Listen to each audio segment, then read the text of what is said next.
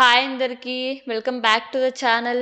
కాన్ప్లెక్స్ cinemas limited గురించి discuss చేద్దామండి. ఈ కంపెనీ 2015లో స్టార్ట్ చేశారు. వీళ్ళేంటంటే మూవీ థియేటర్స్ని ఆపరేట్ చేస్తుంటారు. కొన్ని టైమ్స్ వీళ్ళు స్మార్ట్ సినిమాస్ అని కూడా పిలుస్తున్నారు.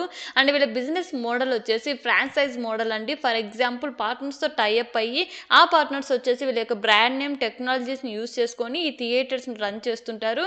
అండ్ వాటి నుంచి వచ్చే రెవెన్యూ ఏదైతే ఉందో లైక్ మూవీ టికెట్స్ నుంచి, ఫుడ్ అండ్ బీవరేజెస్ నుంచి, యాడ్స్ నుంచి, వీటి నుంచి రెవెన్యూ ఏదైతే వస్తుందో వీళ్ళు కూడా షేర్ చేసుకుంటారనమాట.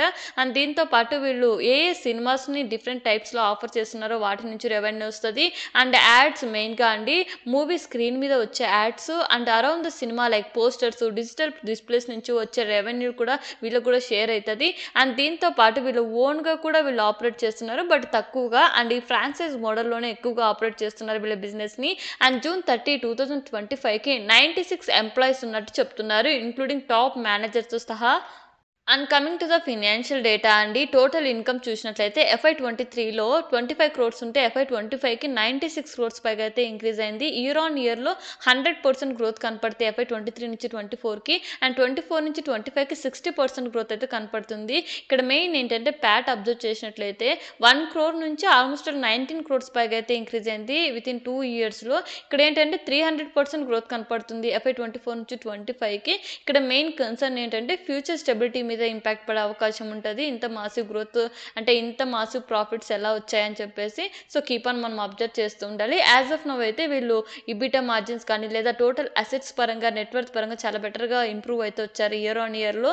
అండ్ వీటితో పాటు ఇంకొక విషయం ఏంటంటే రిటర్న్ మెట్రిక్స్ కూడా వీళ్ళు స్ట్రాంగ్గా పర్ఫామ్ చేస్తున్నారు. రిటర్న్ ఆన్ ఈక్విటీ చూసుకున్నట్లయితే 127% మార్జిన్, రిటర్న్ ఆన్ క్యాపిటల్ అయితే 98% మార్జిన్స్ మెయింటైన్ అవుతుంటే, రిటర్న్ ఆన్ నెట్వర్త్ వచ్చేసి 77% మార్జిన్స్ మెయింటైన్ అవుతున్నాయి. సో రిటర్న్ మెట్రిక్స్ పరంగా వీళ్ళు స్ట్రాంగ్గా పర్ఫామ్ చేస్తున్నారు, క్యాపిటల్ని ఎఫిషియెంట్ వేలో యూజ్ చేసుకుంటూ. అండ్ దీంతో పాటు రిటర్న్స్ పరంగా కానీ రెవెన్యూలో కానీ సిగ్నిఫికెంట్గా ఇంక్రీజ్ అయితే వచ్చారు. అండ్ దీంతో పాటు డెప్ట్ మీరు చూసుకున్నట్లయితే చాలా తక్కువగా ఉంది. ఇది కూడా ఒక positive point investors. So overall financials wise గా వీళ్ళు ర్యాపిడ్ గా గ్రో అయితే వచ్చారండి ఇయర్ ఆన్ ఇయర్ లో. అండ్ వీటితో పాటు ఈ ఐపీఓ ద్వారా వచ్చిన మనీని కూడా వీళ్ళు ఎల్ఈడి స్క్రీన్స్ ని పర్చేస్ చేసుకోవడానికి అయితే యూజ్ చేస్తున్నామని చెప్తున్నారు. సో దీని ద్వారా వీళ్ళకి యాడ్ రెవెన్యూ షేర్ అనేది 30% నుంచి 70% పైగా అయితే ఇంక్రీజ్ అవుతుంది అనేసి చెప్తున్నారు FY25 నుంచి 26 ఫినాన్షియల్ ఇయర్ కి. అండ్ చూడాలి వీళ్ళు ఎలా పర్ఫామ్ చేస్తారు. అండ్ అప్కమింగ్ ఫినాన్షియల్ ఇయర్స్ మనం అబ్జర్వ్ చేస్తే మనకి ఇంకా ఎంత మంచిగా వీళ్ళు పర్ఫామ్ చేస్తున్నారు అండ్ ఎంత ఎక్స్పాన్షన్ జరుగుతుంది అనేది అర్థమైద్ది. అండ్ ఈ కంపెనీ ప్రొవైడ్ చేసే సర్వీసెస్ వైజ్ గా మనం రెవెన్యూ చూసినట్లయితే సేల్ ఆఫ్ టికెట్ నుంచి వీళ్ళకి 43% రెవెన్యూ వస్తుంటే, ఫుడ్ అండ్ బీవరేజెస్ నుంచి వీళ్ళకి 6.2% రెవెన్యూ వస్తున్నట్టు చెప్తున్నారు. అండ్ సెట్టింగ్ అప్ సినిమా నుంచి వీళ్ళకి 45% రెవెన్యూ వస్తుంటే, యాడ్స్ రెవెన్యూ నుంచి 1.15% అండ్ షేర్ ఇన్కమ్ నుంచి 1.3% రెవెన్యూ. అండ్ వీటితో పాటు సబ్లీజ్ సినిమా ప్రాపర్టీస్ నుంచి వీళ్ళకి 2.28% రెవెన్యూ వస్తున్నట్టు చెప్తున్నారు. And coming to the IPO details, August 7th open అయ్యి 11th క్లోజ్ అవుతుంది. ఫేస్ వాల్యూ వచ్చేసి 10 per share, ప్రైస్ బ్యాండ్ వచ్చేసి 168 to 177 per share, lot size వచ్చేసి 800 shares. ఐపీఓ ద్వారా వీళ్ళు 90 crores పైగా రైజ్ చేస్తుంటే, రీటైల్ మినిమం లాట్ వచ్చేసి 2,83,200 అండి. అండ్ మిగతా డీటెయిల్స్ మీరు స్క్రీన్లో అబ్జర్వ్ చేయొచ్చు. And coming to the peer comparison అండి, వీళ్ళు ప్రొవైడ్ చేసిన ఫినాన్షియల్ డేటా ప్రకారం PVR, INOX in terms of revenue, EBITDA మార్జిన్స్లో బెటర్గా పర్ఫామ్ చేసినప్పటికీ పాస్ట్ 3 years నుంచి వీళ్ళు లాసెస్లో ఉన్నారు.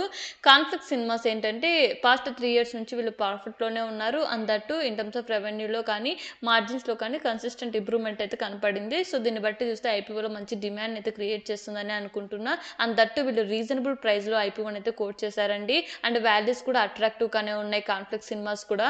And coming to the positive points అండి, ఫినాన్షియల్స్ వైజ్గా అయితే ర్యాపిడ్గా గ్రో అయితే వచ్చారు ఎవ్రీ ఇయర్లో. అండ్ దీంతో పాటు వీళ్ళు ఎక్కువగా ఈ ఫ్రాంచైజ్ సిస్టమ్స్ మీద ఫోకస్ చేస్తూ అండ్ ఎక్కువగా వీళ్ళకి సినిమా టికెట్స్ మీద, బిజినెస్ మోడల్ మీద ఎక్కువ రెవెన్యూ వస్తుంది కాబట్టి ఇది డైరెక్ట్గా కంపెనీ బ్యాంక్ అకౌంట్కి ఈ మనీ అనేది ట్రాన్స్ఫర్ అయ్యిద్ది.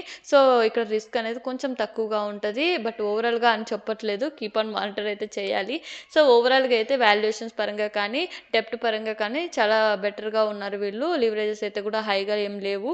సో ఓవరాల్గా అయితే బాగానే పర్ఫామ్ చేస్తున్నారు. And coming to the risk factors అండి, ఇక్కడ మనం చూసుకున్నట్లయితే పాపులర్ మూవీస్ పర్టికులర్ మంత్లో కనుక లిమిటెడ్ నెంబర్స్ ఉంటే అప్పుడు వీళ్ళకి ఎక్కువగా ఇంపాక్ట్ జరిగే అవకాశం ఉంటుంది. అండ్ దీంతో పాటు పాండమిక్స్ కానీ లేదా లోకల్ డిస్ట్రప్షన్స్ అని ఇలా జరిగినప్పుడు కూడా ఎక్కువ ఈ సినిమా ఇండస్ట్రీస్కి ఎక్కువగా ఇంపాక్ట్ జరిగే అవకాశం ఉంటుంది. అండ్ దీంతో పాటు వీక్ డేస్లో ఎక్కువగా ఆక్యుపెన్సీ తక్కువగా ఉంటుంది కాబట్టి ఇక్కడ కూడా మనకి ఇంపాక్ట్ పడే అవకాశం ఉంటుందండి. ఈ టైప్ ఆఫ్ బిజినెస్కి ఇంకా ఏవైతే రిస్క్ ఫ్యాక్టర్స్ ఉంటాయో అవన్నీ వీటికి కూడా వర్తిస్తాయి.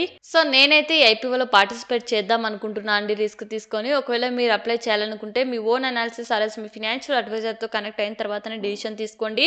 యాజ్ ఆఫ్ నువ్వు గ్రే మార్కెట్ ప్రీమియం వచ్చేసి 17% అయితే మెయింటైన్ అవుతుందండి. ఇది చేంజ్ కూడా అవ్వచ్చు. అండ్ ఒకవేళ మీకు ఈ వీడియో ఇన్ఫర్మేటివ్గా అనిపిస్తే ప్లీజ్ మన ఛానల్ని సపోర్ట్ చేస్తూ సబ్స్క్రైబ్ చేసుకోవచ్చు కదా. And thank you for watching.